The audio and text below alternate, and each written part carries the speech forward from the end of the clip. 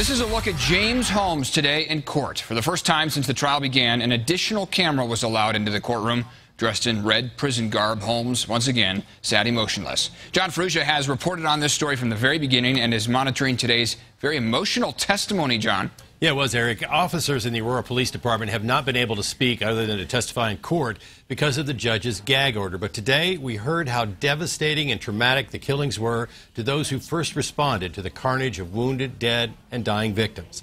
Commander Michael Daly told the judge about the PTSD, the depression, alcohol abuse, even marital problems officers have experienced since the theater shooting.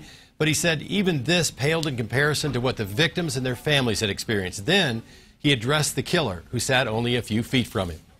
In my eyes, he's nothing more than a monster who needs to be banished from sight forever, to be forgotten, to live a life in solitary.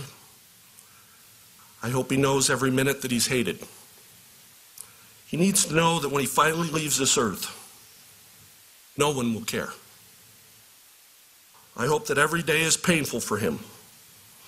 I hope that prison is not kind to him. Yes, Your Honor, there's other things I hope, but you would find them improper here. Maria Carbonell was a friend of Alex Sullivan at the movie with two of her three kids to celebrate his birthday and that of one of her children. And her youngest child's birthday was the next day. Maria says the trauma she and her family have experienced has been devastating. My daughter Avery asked me if I liked her birthday because I'm always sad on that day.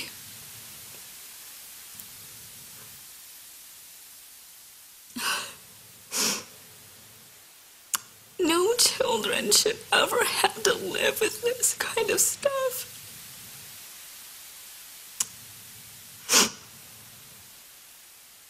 No child should have to ask her mother if she likes their birthday.